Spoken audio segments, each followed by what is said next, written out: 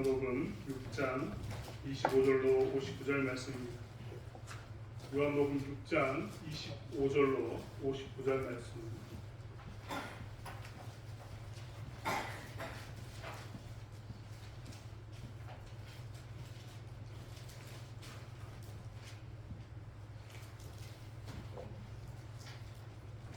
요한복음 6장 25절로 59절의 말씀을 찾았습니다. 한 절씩 교독하겠습니다.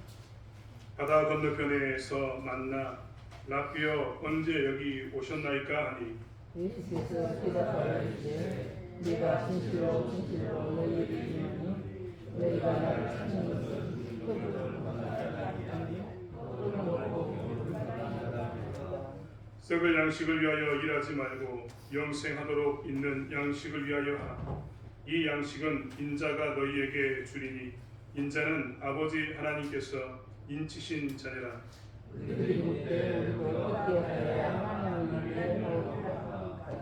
예수께서 대답하여 이르시되 하나님께서 보내신 이를 믿는 것이 하나님의 일이니라 하시니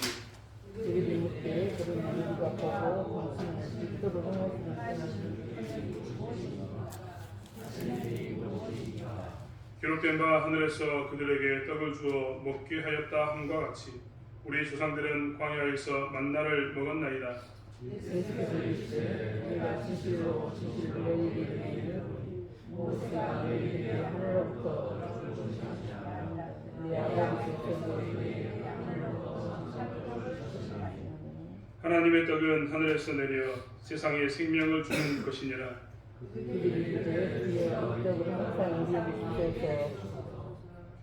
예수께서 이르시되 나는 생명의 떡이니 내게 오는 자는 결코 줄이지 아니할 터이요 나를 믿는 자는 영원히 목마르지 아니하리라.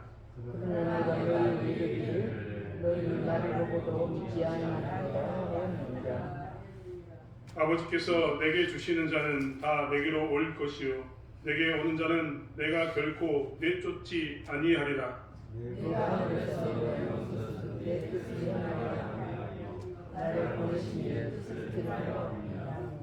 나를 보내신 이의 뜻은 내게 주신 자 중에 내가 하나도 잃어버리지 아니하고 마지막 날에 다시 살리는 이것이니라. 내 아버지의 뜻은 아들로 영원하다 용서를 얻는 것이니 마지막 날에 다시 살리라 하시니라. 자기가 하늘에서 내려온 떡이라 하심으로 유대인들이 예수에 대하여 수군거려 이들에 있는 요한의 아들 예수가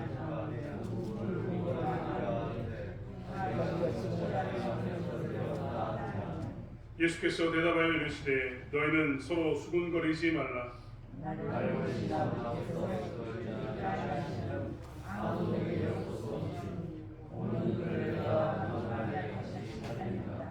선지자의 글에 그들이 다 하나님의 가르치심을 받으리라 기록되었은즉 아버지께 듣고 배운 사람마다 내게로 오느니라.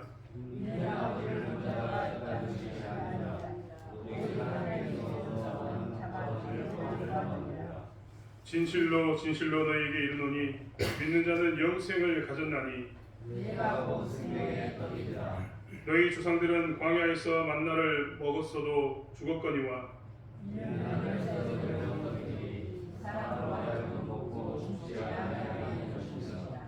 나는 하늘에서 내려온 살아있는 떡이니 사람이 이 떡을 먹으면 영생하리라. 내가 줄 떡은 곧 세상의 생명을 위한 내 살이니라 하시니라.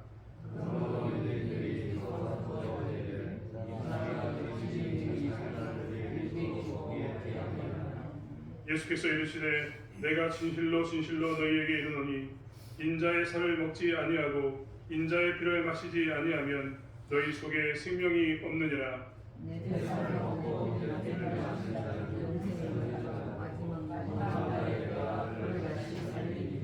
내 살은 참된 양식이요 내 피는 참된 음료로다.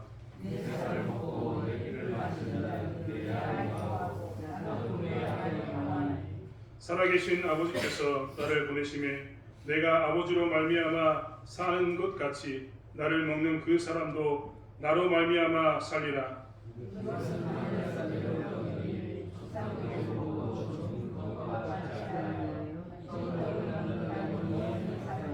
읽겠습니다. 이 말씀은 예수께서 가버나움 회당에서 가르치실 때에 하셨느니라. 아멘.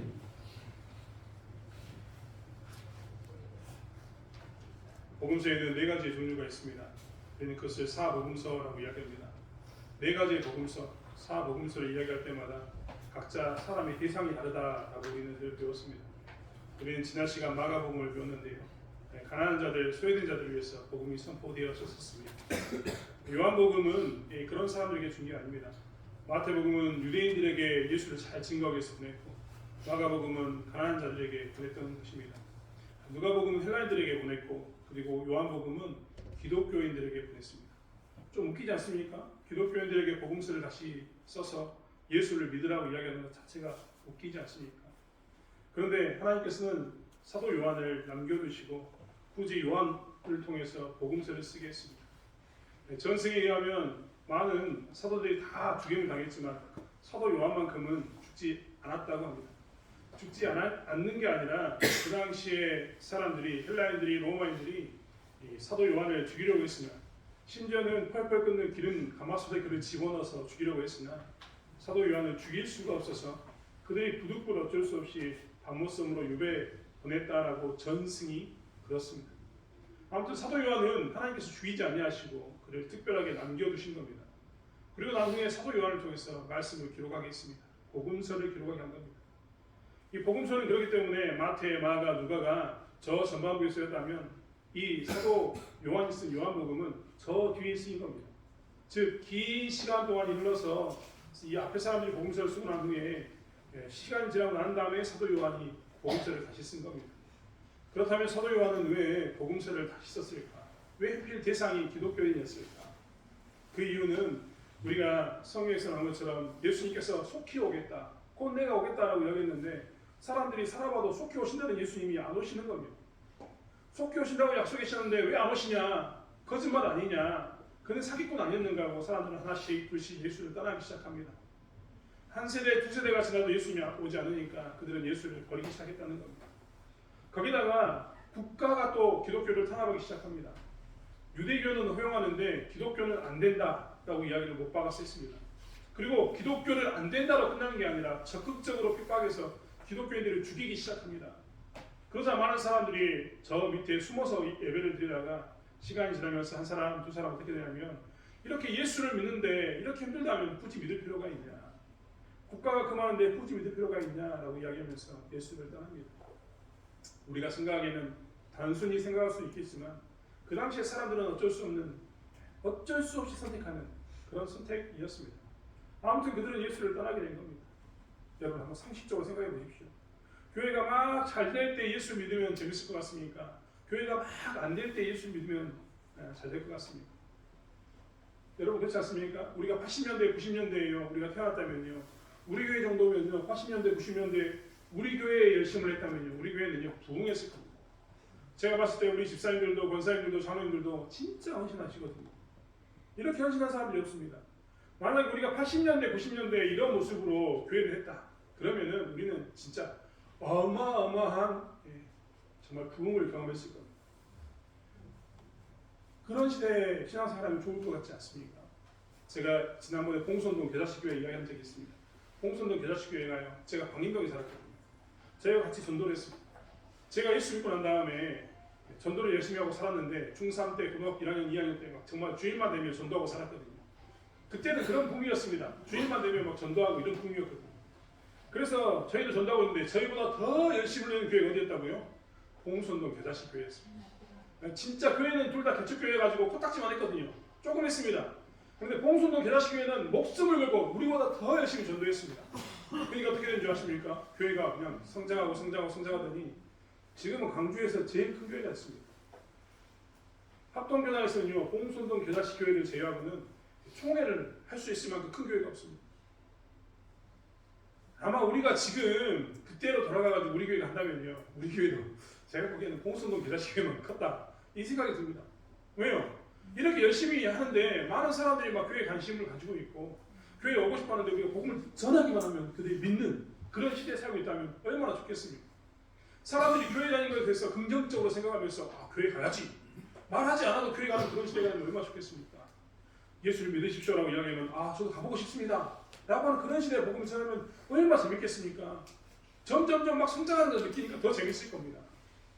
그런데요, 이 몰락에 가는 교회, 즉 예를 들면 내가 예수를 전하는데 예수 전하려고 하면 사람들이 이 사람은 국가에서 그만 종교를 믿는 사람이야, 신고해야지, 혹은 이 사람은 죽여야겠다, 이런 사람이 아직도 남아있네?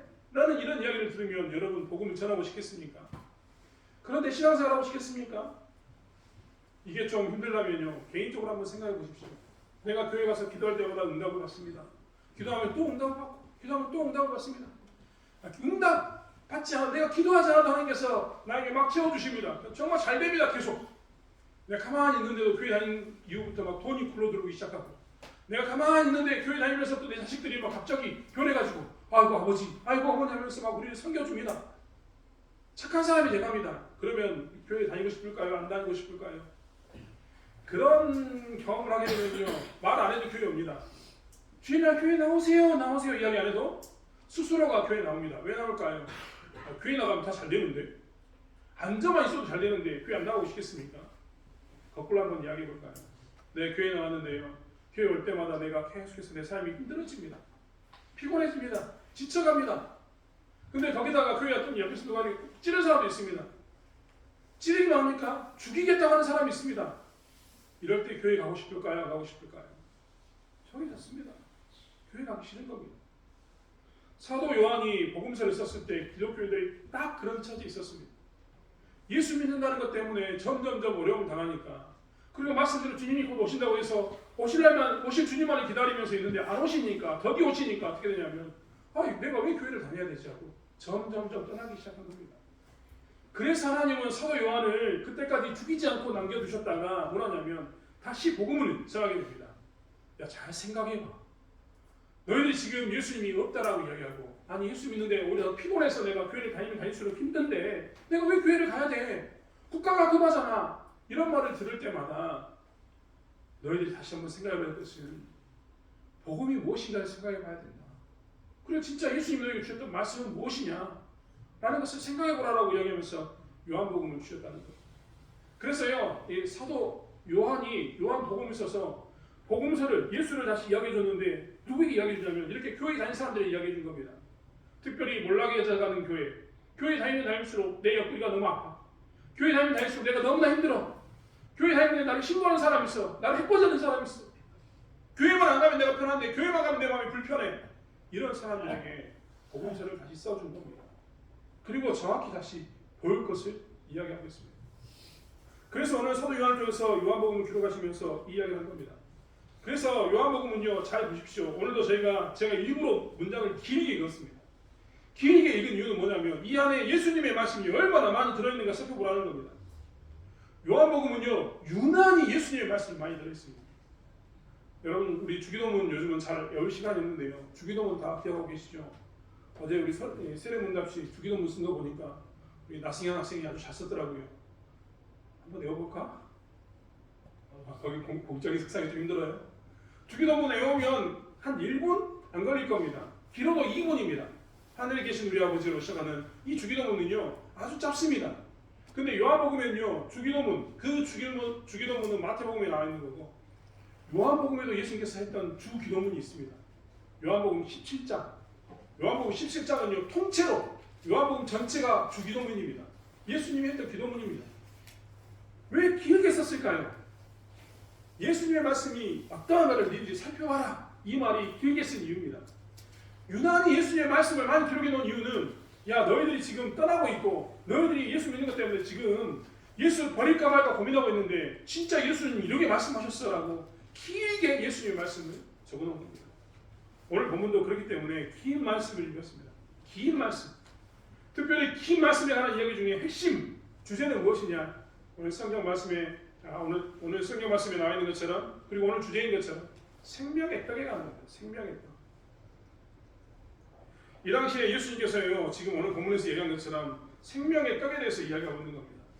그런데 오늘 예수님 앞에 모여있는 이 사람들은, 생명의 떡에서 이야기를 듣는 사람들은 두 부류의 사람이 있습니다. 두 부류의 사람. 첫 번째 사람은 누구냐면 배부름 때문에 쫓아온 사람입니다. 26절에 말한 것처럼 떡을 먹고 배부른 까닭에 너희들이 나를 찾아왔다 라고 예수님이 물어봅니다. 이 사람들은요 어떤 일을 경험했냐? 오늘 요한복음 6장 전반부에 1절부터는 뭐가 나오냐면 오병이어의 기적이 나옵니다. 그러니까 오병이어의 기적을 딱 경험하고 나니까 보리떡 5개의 물고기 2마리로 수많은 사람들이 먹고 배부른 것을 경험하니까 사람들이 어떻게 했냐면 아 예수를 따라가면 배가 채워져 배가 굶어 죽지 않아 이런 생각이 든 겁니다. 그래서 예수님께서 가버나움으로 가셨거든요. 그런데 이 사람들이 이 호수 건너편에서 가버나움까지 이렇게 쫓아온 겁니다. 뭐 때문에 쫓았다고요? 배부름 때문에.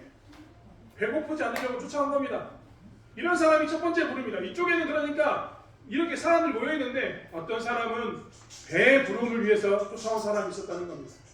두 번째는 어떤 사람이냐면 예수를 믿는 사람들이 있었습니다. 오늘 성경은 그것에 대해서 뭐라고 표현하냐면 37절에 아버지께서 내게 주시는 자라고 표현하는 진짜 예수 믿는 사람이 있습니다.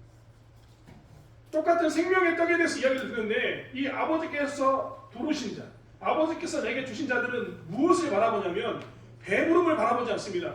그들은 뭘 바라보고 있냐면 생명의 떡이라는 이야기를 들으면서 생명의 떡이 주는 결과, 부활과 영생을 바라봅니다.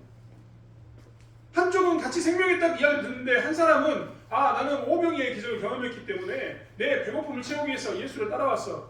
그러니까 생명의 떡 저거는 아 오병이어의 기적처럼 내 배를 채울 수 있는 그런 떡일 거야 라고 생각하는 사람이 있었고 한 사람은 아버지께서 보낸 자, 즉 예수를 진짜로 믿는 사람으로서 예수님이 생명의 떡을 이야기하자마자 뭘 들었냐면 아 이거는 부활과 영생에 관한 이야기야.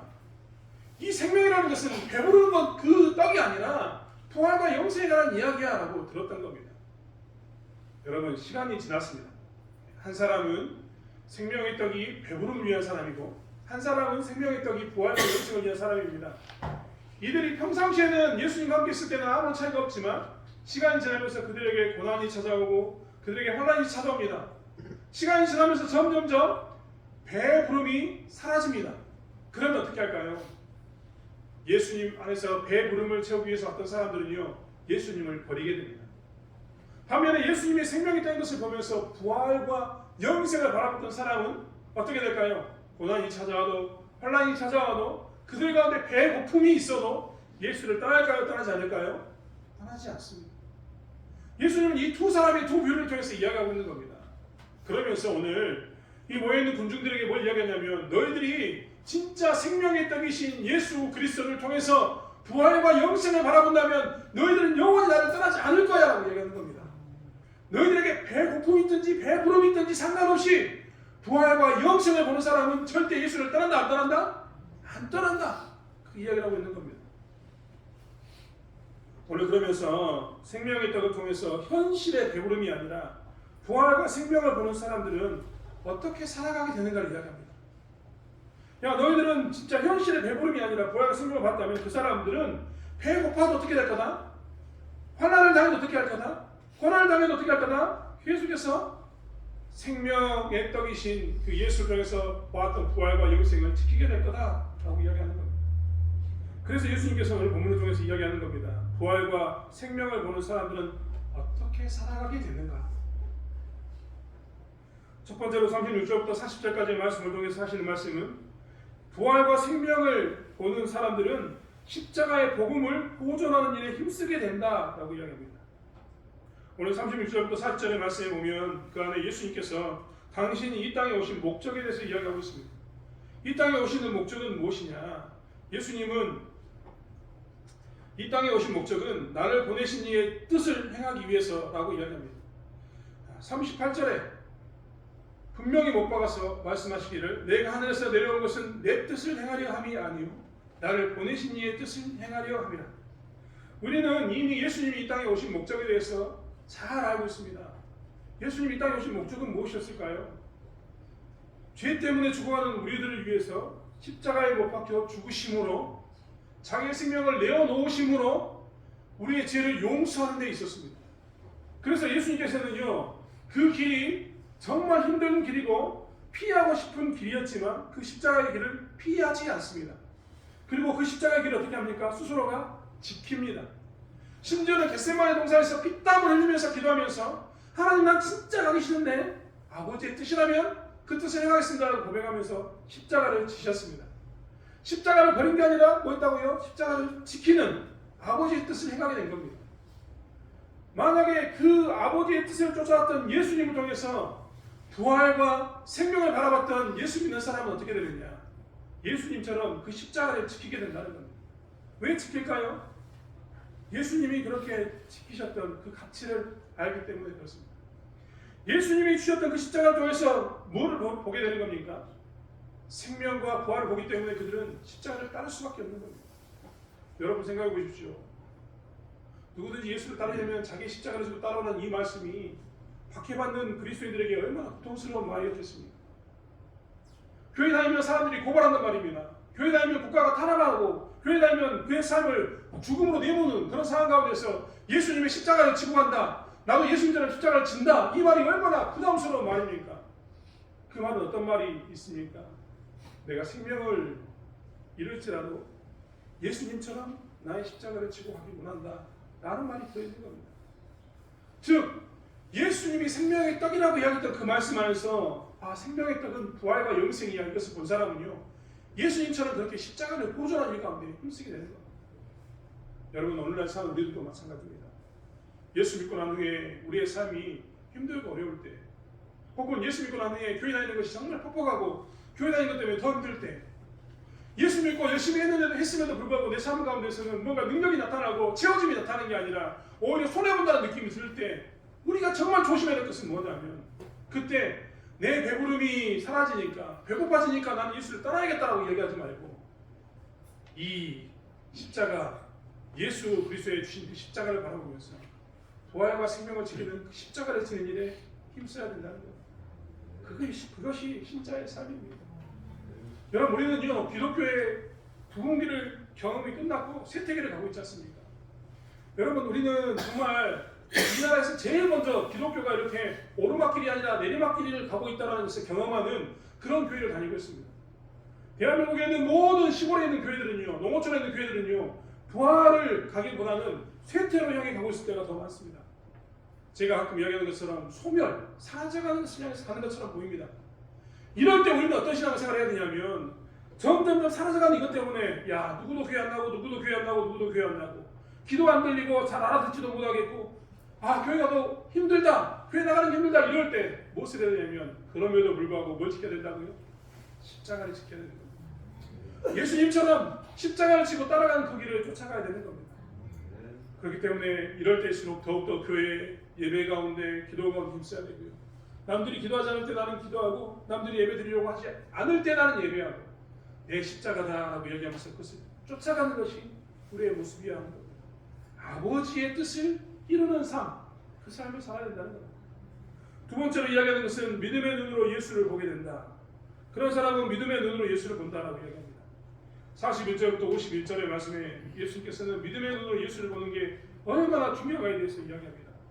생명의 떡 예수를 보면서도 어떤 사람은 생명의 떡 예수를 믿음의 눈으로 보지 않습니다. 오늘 42절의 말씀에 보면 이렇지 않습니까? 이르되 이는 요셉의 아들 예수가 아니냐? 그 부모를 우리가 아는데 자기가 지금 어찌하여 하늘에서 내려갔다 하느냐? 그들은 수군거렸습니다. 왜 수군거렸을까요? 그들이 이 예수님의 어머니였던 마리아와 요셉을 너무나 잘 알고 있습니다. 우리는 믿음의 눈으로 뭘 고백합니까? 신앙고백 가운데 뭘 고백했습니까? 예수님은 누구에게 태어났습니까? 동정녀 마리아에게 태어났습니다. 그런데 이 사람들은 믿음의 눈으로 바라보지 않으니까 예수님이 누구의 아들로 보입니까? 요셉의 아들, 마리아의 아들로 보입니다. 그러니까 서로 수군거린 겁니다. 야, 우리가 너무나 잘 알고 있지 않냐? 쟤 요셉 아들이잖아. 요셉 큰아들. 그 밑에 중간에 야고보도 있고 요셉 집안인데? 라고 이야기한 겁니다. 너무 잘하니까요. 그런데 그가 오늘 뭐라고 이야기하냐면 생명의 떡을 이야기합니다. 믿음의 눈이 아닌 믿음의 눈으로 예수를 바라보지 못한 사람은 그것 때문에 생명의 떡을 이야기하면서 자기의 배부름만을 채우려고 합니다. 예수님이 주시는 부활과 영생에 대해서는 관심을 두지 않습니다. 왜요? 너무 잘하니까. 요셉의 아들인 걸 너무 잘하니까. 그래서 오늘 사도 요한을 통해서 오늘 복음을 전하면서 하시는 말씀이 뭐냐면 믿음의 눈으로 예수를 봐야 한다. 믿음의 눈으로 예수를 봐야 된다. 너희들이 예수를 보기 위해서 정말 필요한 것은 믿음의 눈이라고 이야기합니다. 여러분 교회에서요 믿음의 눈으로 예수를 바라보지 않는 가장 위험한 사람이 누군지 아십니까? 목사입니다. 제가 이번에도 공부하러 갔는데요. 세미나를 참석하러 갔는데 우리나라에서 정말 유명한 목사님이 오셨습니다. 그래서 가가지고 세미나를 참석했는데 그 가운데 많은 사람들이요 믿음의 눈으로 바라보는 게 아니라 학자의 눈으로만 바라봅니다. 그래서 성경을 쪼개가지고 이것은 성경은 그렇다, 예수님은 저렇다라고 이야기하면서 그들은 뭐냐면 하나님을 비평하고 있는 걸 봐. 제가 그걸 보면서 느낀 게 뭐냐면 목사가 정말 조심해야겠다. 왜 조심해야 되냐면 성경을 연구하다 보면 더 많은 지식을 배우게 되고 더 많은 공부를 하게 됩니다. 그럼 그때마다 드는 생각이 뭐냐면요, 하나님을 내가 재단하고 있습니다. 판가름하고 있어요. 이때는 이랬는데 이때는 이러네? 이런 모습 하면서 제가 서 있습니다. 정말 위험한 겁니다. 믿음의 눈으로 예수를 바라보지 못한 사람들 가운데 첫 번째는 예수를 모르는 사람이 그럴 수 있지만요, 두 번째는 뭐냐면 목회자, 오래된 자들도 그럴 수 있습니다. 중요한 것은 그 사람들은 다 뭘 조심해야 됩니까? 믿음의 눈으로 예수를 바라보기에 힘써야 됩니다. 믿음의 눈으로. 여러분 정말 믿음의 눈으로 예수를 바라보십시오. 내 배부름을 채우기 위해서 예수를 믿는 게 아니라 내게 부활과 영생을 주는 그 예수를 믿으십시오. 자꾸만 내 기도를 응답해 주지 않는다고 하나님을 떠나겠다라고 이야기하지 마시고, 교회가 점점 무너져가니까, 국가가 반대하니까, 자식들이 반대하니까 교회를 떠나겠다 이야기하지 마시고 믿음의 눈으로 보시면서 예수 안에 부활이 있다, 예수 안에 영생이 있다, 이것을 붙들고 믿음의 눈으로 신앙생활하는 저와 여러분이 되기를 원합니다. 마지막으로 말씀하시는 것은 은혜로 예수님의 성찬에 참여하게 된다라고 말씀하고 있습니다. 여러분 성찬의 의미를 모르는 사람은요, 성찬의 의미를 모르는 사람은 52절처럼 이야기합니다. 그러므로 유대인들이 서로 다투어 이르되 이 사람이 어찌 자기의 살을 우리에게 주어 먹게 하겠느냐. 성찬의 의미를 모르면 사람들이 이렇게 얘기합니다. 아니 예수님이 어떻게 자기의 살을 우리가 먹게 하겠냐. 우리가 식인종도 아니고 어떻게 예수님의 살을 먹겠냐. 예수님의 피를 먹겠냐라고 이야기합니다. 실제로요, 로마가 기독교를 핍박했던 이유 중에 하나가 뭐였냐면 예수님의 피와 살을 먹는다라는 것 때문이었습니다. 로마인들은 어떻게 생각했냐면 기독교인들은 사람의 살과 사람의 피를 먹는 사람들이야. 식인, 즉 사람을 잡아먹는 사람들이야. 이렇게 생각합니다. 예수님에 대해서 모르는 사람은요, 성찬에 대해서 정확히 모르는 사람은 다 이렇게 이야기합니다. 성찬의 의미를 모르니까요. 하지만 성찬은 무엇입니까? 성찬은 의례와 의식이 아닙니다. 성찬은 뭡니까? 우리가 늘 성찬에 대해서 이야기할 때마다 성찬은 하나님께서 우리에게 주신 은혜의 방편입니다. 은혜의 방편. 이것을 통해서 우리는 뭘 느끼냐면 은혜를 경험하게 됩니다. 은혜와 의식을 하면요, 그냥 지나가는 일이 되지만요, 이 은혜의 방편이나 이 말은 무엇이냐면 성찬을 통해서 십자가를 내 것으로 만든다라는 말이 됩니다. 내 것으로 만든다. 예수님의 십자가가 저 멀리 있는 게 아니라 이제 가까이 있는 내 것이 된다. 공동체가 같이 고백하는 예수 그리스도도 있지만 내가 고백하는 예수 그리스도, 내가 그분의 삶과 그분의 피를 먹으면서 그분이 나를 위해 죽었구나, 내가 그분의 핏값 때문에 살았구나 라고 고백하는 시간이 언제입니까? 성찬의 시기입니다. 그래서 믿음의 눈으로 생명의 떡인 예수 그리스도, 부활과 영생을 보는 사람은요, 성찬식에 참여하게 되는 겁니다.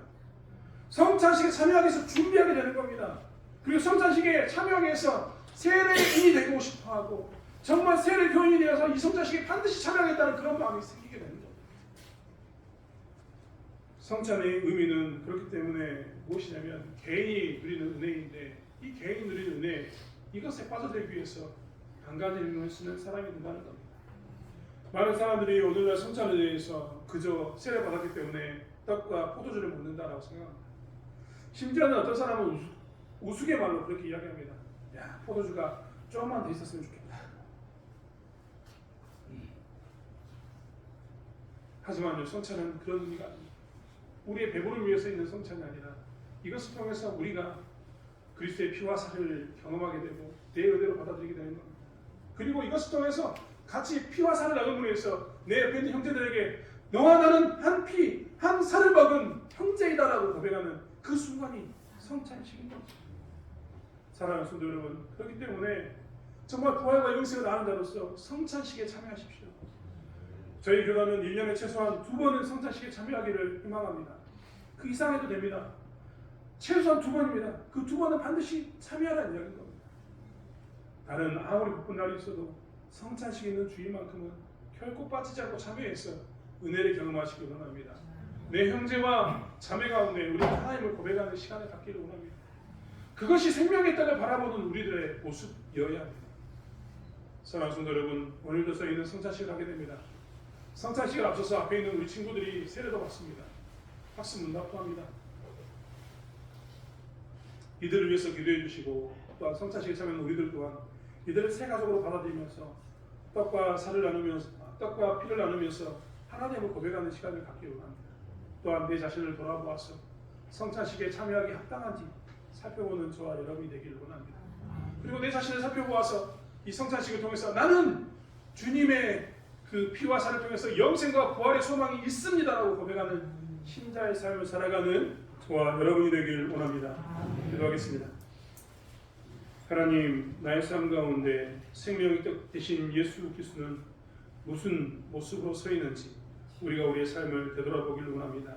그리고 다시 한번 이 생명의 떡 되신 예수를 통해서 부활과 영생을 소망하는 자가 되게 도와주시고 생명의 떡 되신 예수를 통해서 십자가의 복음을 따라가며 지키고 믿음의 눈으로 예수를 보며 따라가는 자가 되고 은혜로 성찬에 참여해서 하나님을 고백하는 자가 될 수 있도록 우리를 이끌어 주시길 원합니다. 하나님, 성찬식이 찾아오는 이 성령의 주일 때마다 우리가 더 깊은 하나님의 은혜 가운데 설 수 있도록 우리에게 자비를 베풀어 주시옵소서. 감사드리며 예수님의 이름으로 기도드렸습니다. 아멘.